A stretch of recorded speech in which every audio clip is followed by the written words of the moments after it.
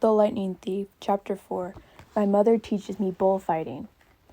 We tore through the night along dark country roads. Wind slammed against the Camaro. Rain lashed the windshield. I didn't know how my mom could see anything, but she kept her foot on the gas. Every time there was a flash of lightning, I looked at Grover sitting next to me in the back seat, and I wondered if I'd gone insane, or if he was wearing some kind of shag carpet pants. But no, the smell was one I remembered from kindergarten field trips to the petting zoo. Like from wool, the smell of a wet barnyard animal. All I could think to say was, "So you and my mom know each other?" Grover's eyes flitted to the rear view mirror. Though there were no cars behind us. "Not exactly," he said.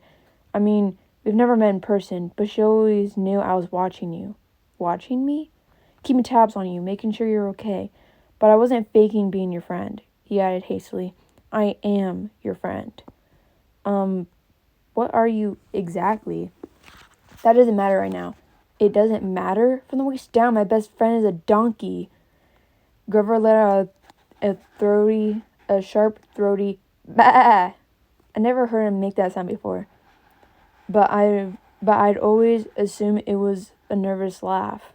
I've heard him make that sound before, but I've always assumed it was a nervous laugh. Now I realized it was more of an irritated bleat. "Goat," he cried. "What?" "I'm a goat from the waist down." You just said it didn't matter." "Blah!" "There are satyrs who would trample you under a hoof for such an insult." "Whoa, wait, satyrs? You mean like Mr. Brunner's myths?" "Were those old ladies at the fruit stand a myth, Percy? Was Mrs. Dodds a myth?" "So you admit there was a Mrs. Dodds?" "Of course. Then why—" "The less you know, the fewer monsters you could attract," Grover said. Like that should be perfectly obvious. "We put mist over the human's eyes. We hoped you'd think the kindly one was a hallucination. But it was no good. You started to realize who you are." Wait a minute, what do you mean?" The weird bellowing noise rose up again somewhere behind us, closer than before. Whatever was chasing us was still on our trail. "Percy," my mom said, there's too much to explain and not enough time. We have to get you to safety." "Safety from what?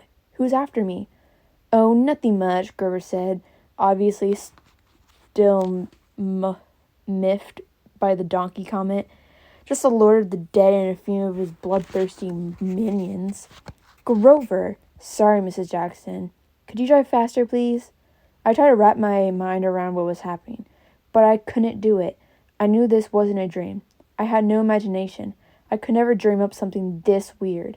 My mom made a hard left. We swerved into a narrower road, racing past darkened farmhouses and wooded hills and pick-your-own-strawberry signs on white picket fences. "Where are we going?" I asked. "The summer camp I told you about." My mother's voice was tight. She was trying, for my sake, to not be scared. "The place your father wanted to send you. The place you didn't want me to go." "Please, dear," my mother begged. "This is hard enough. Try to understand. You're in danger." "Because of some old lady's cut yarn?" "Those weren't old ladies," Grover said. "Those were the fates. Do you know what it means? The fact that they appeared in front of you. They only do that when someone's about to die." "Whoa, you said you." "No, I didn't. I said someone." "You meant you, as in me." "I meant you, like someone, not you." "Boys," my mom said. She pulled the wheel hard to the right, and I got a glimpse of a figure she was swerving to avoid, a dark, fluttering shape now lost behind us in the storm. "What was that?" I asked. "We're almost there," my mother said, ignoring my question. "Another mile. Please, please, please." I didn't know where there was, but I found myself leaning forward in the car, anticipating, waiting for us to arrive. Outside, nothing but rain and darkness. The kind of empty countryside you get way out on the tip of Long Island. I thought about Mrs. Dodds in the moment when she'd changed into the thing that with pointed teeth and leathery wings. My limbs went numb from delayed shock. She really hadn't been human. She meant to kill me. Then I thought about Mr. Brunner and the sword he had thrown at me. Before I could ask Grover about that, the hair rose on the back of my neck. There was a blinding flash, a jaw-rattling boom, and our car exploded. I remember feeling weightless, like I was being crushed, fried, and hosed down all at the same time. I peeled my forehead off the back of the driver's seat and said, "Ow." "Percy," my mom shouted. "I'm okay." I tried to shake off the daze. I wasn't dead. The car hadn't really exploded. We just swerved into a ditch. Our driver's side doors were wedged in the mud. The roof had cracked open like an eggshell, and rain was pouring in. Lightning. That was the only explanation. We had been blasted right off the road. Next to me in the back seat was a big, motionless lump. Grover! He was slumped over, blood trickling from the side of his mouth. I shook his furry hip, thinking, no, even if you are half barnyard animal, you're my best friend, and I don't want you to die. Then he groaned, "Food," and I knew there was hope. "Percy," my mom said, "we have to," her voice flattered. I looked back. In a flash of lightning through the mud-splattered windshield, I saw a figure lumbering toward us on the shoulder of the road. The sight of it made my skin crawl. It was the dark silhouette of a huge guy, like a football player, seemingly holding a blanket over his head. His top half was bulky and fuzzy. His upraised hands made it look like he had horns. I swallowed hard. "Who is—" "Percy," my mother said, dead serious. "Get out of the car." My mother threw herself against the driver's side door. It was jammed shut in the mud. I tried mine, stuck too. I looked up desperately at the hole in the roof. It might have been an exit, but the edges were sizzling and smoking. "Climb out the passenger side," my mother told me. "Percy, you have to run. Do you see that big tree?" "What?" Another flash of lightning through the smoking hole in the roof, and I saw the tree she meant. A huge White House Christmas tree sized pine in the crest of the nearest hill. "That's the property line," my mom said. "Get over that hill and you'll see a big farmhouse down in the valley. Run and don't look back. Yell for help. Don't stop until you reach the door." "Mom, you're coming too." Her face was pale, her eyes as sad as when she looked at the ocean. "No," I shouted. "You are coming with me. Help me carry Grover." "Food," Grover moaned a little louder. The man with the blanket on his head kept coming towards us, making his grunting, snorting noises. As he got closer, I realized he couldn't be holding a blanket over his head, because his hands, huge, meaty hands, were swinging at his sides. There was no blanket, meaning that the bulky, fuzzy mass that was too big to be his head was his head. And the points that looked like horns, he doesn't want us, my mother told me. He wants you. Besides, I can't cross the property line. "But we don't have time, Percy. Go, please." I got mad. Then, mad at my mother, at Grover the goat, at the thing with horns that was lumbering towards us slowly and deliberately, like a bull. I climbed across Grover and pushed the door open into the rain. "We're going together. Come on, Mom." "I told you, Mom, I'm not leaving you. Help me with Grover." I didn't wait for her answer. I scrambled outside, dragging Grover from the car. He was surprisingly light, but I couldn't carry him very far if my mom hadn't come to my aid.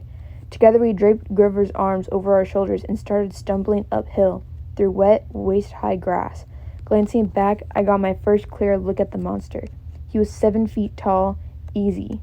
His arms and legs were something from the cover of Muscle Man magazine. Bulging biceps and triceps and a bunch of other seps, all stuffed like baseballs under vein-webbed skin. He wore no clothes except for underwear. I mean bright white Fruit of the Looms, which should have looked funny except that top half of his body was so scary. Coarse brown hair started at about his belly button and got thicker as it reached his shoulders. His neck was a mass of muscle and fur leading up to his enormous head, which had a snout as long as my arm, snotty nostrils with a gleaming brass ring, cruel black eyes, and horns, enormous black and white horns, with points you couldn't get from an electric sharpener. I recognized the monster all right. He had been one of the first stories Mr. Brunner told us about, but he couldn't be real. I blinked the rain out of my eyes. That's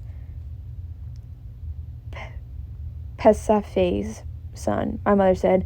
I wish I'd known how badly they wanted to kill you. But Mom, he's the Don't say his name, she warned. Names have power. The pine tree was still too far, 100 yards uphill at least. I glanced behind me. The bull man hunched over our car, looking in the windows, or not looking exactly. More like sniffing, nuzzling. I wasn't sure why he bothered since we were only about 50 feet away. Food, Grover moaned. Shh, I told him. Mom, what is he doing? Doesn't he see us? His sight and hearing are terrible, she said. He goes by smell, but he'll figure out where we are soon enough. As if on cue, the bull man bellowed in rage. He picked up Gabe's Camaro by the torn roof, the chassis creaking and groaning. He raised the car over his head and threw it down the road. It slammed into the wet asphalt and skidded in a shower of sparks for about half a mile before coming to a stop. The gas tank exploded. Not a scratch, I remember Gabe saying. Oops. Mom. Percy, my mom said. When he sees us, he'll charge. Wait until the last second, then jump out of the way. Directly sideways. He can't change directions very well once he's charging. Do you understand? How do you know all this? I've been worried about an attack for a long time. I should have expected this. I was selfish keeping you near me. Keeping me near you, but another bellow of rage, and the bull man started trampling uphill. He'd smell us. The pine tree was only a few more yards, but the hill was getting steeper and slicker, and Grover wasn't getting any lighter. The bull man closed in. Another few seconds, and he'd be on top of us. My mother must have been exhausted, but she shouldered Grover. Go, Percy, separate. Remember what I said. I didn't want to split up, but I had a feeling she was right. It was our only chance.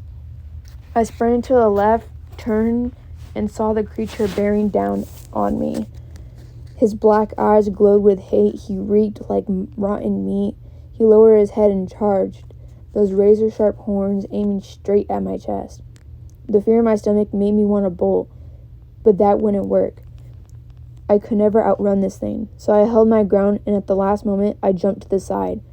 The bull man stormed past like a freight train, then bellowed with frustration and turned, not toward me this time, toward my mother. He was setting Grover down in the grass. We'd reached the crest of the hill. Down on the other side, I could see a valley, just as my mother had said, and the lights of a farmhouse glowing yellow through the rain. It was about half a mile away. We'd never make it. The bull man grunted, pawing the ground. He kept eyeing my mother, who was now retreating slowly downhill, back toward the road, trying to lead the monster away from Grover. Run, Percy, she told me. I can't go any further. Run. But I just stood there, frozen in fear, as the monster charged toward her. She tried to sidestep, as she told me to do. But the monster had learned his lesson. His hand shot out and grabbed her by the neck as she tried to get away. He lifted her as she struggled, kicking and plumbing the air. Mom! She caught my eyes, managed to choke out one last word. Go! Then, with an angry roar, the monster closed his fist around my mother's neck.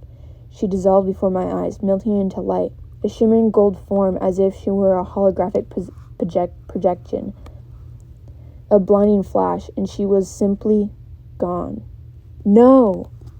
Anger replaced my fear. Newfound strength burned in my limbs. The same rush of energy I'd gotten when Mrs. Dots grew talons.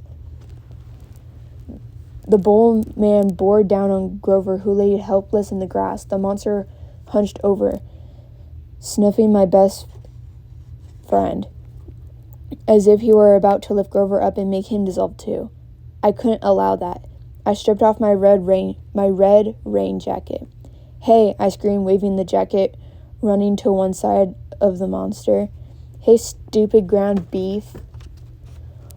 Rah! The monster turned toward me, shaking his meaty fists. I had an idea. A stupid idea, but better than no idea at all. I put my back to the pine tree and waved my red jacket in front of the bull man, thinking I'd jump out of the way at the last second. But it didn't happen like that. The bull man charged too fast, his arms out to grab me whichever way I tried to dodge. Time slowed down. My legs tensed. I couldn't jump sideways, so I leaped straight up, kicking off of the creature's head, using it as a springboard, turning in midair and landing on his neck. How did I do that? I didn't have time to figure it out. A millisecond later, the monster's head slammed into the tree, and the impact nearly knocked my teeth out. The bull man staggered around, trying to shake me. I locked my arms around his horns to keep from being thrown. Thunder and lightning were still going strong. The rain was in my eyes. The smell of rotten meat burned my nostrils. The monster shook himself around and bucked like a rodeo bull. He should have just backed up into the tree and smashed me flat. But I was starting to realize that this thing only had one gear: forward. Meanwhile, Grover started groaning in the grass. I wanted to yell at him to shut up, but the way I was getting tossed around, if I opened my mouth, I'd bite my own tongue off. "Food," Grover moaned. The bull man wheeled toward him and pawed the ground again, getting ready to charge. I thought about how he had squeezed the life out of my mother and made her disappear in a flash of light. And rage filled me like high-octane fuel. I got both hands around one horn and pulled backward with all my might. The monster tensed and gave a surprised grunt, then snap. The bull man screamed and flung me through the air. I landed flat on my back in the grass. My head smacked against a rock. When I sat up, my vision was blurry, but I had a horn in my hand. A ragged bone weapon the size of a knife. The monster charged. Without thinking, I rolled to one side and came up kneeling. As the monster barreled past, I drove the broken horn straight into his side, right up under his furry rib cage. The bull man roared in agony. He flailed, clawed at his chest, then began to disintegrate. Not like my mother in a flash of golden light, but like crumbling sand, blown away in chunks by the wind, the same way Mrs. Dots had burst apart. The monster was gone. The rain had stopped. The storm still rumbled, but only in the distance. I smelled like livestock and my knees were shaking. My head felt like it was splitting open. I was weak and scared and trembling with grief. I'd just seen my mother vanish. I wanted to lie down and cry, but there was Grover needing my help, so I managed to haul him up and staggered down into the valley toward the light of the farmhouse. I was crying, calling for my mother, but I held onto Grover. I wasn't going to let him go. The last thing I remember is collapsing on a wooden porch, looking up at a ceiling fan circling above me, moss flying toward a yellow light, and the stern faces of familiar-looking bearded man and a pretty girl, her blonde hair curled like a princess's. They both looked down at me, and the girl said, "He's the one. He must be." "Silence, Annabeth," the man said. "He's still conscious. Bring him inside."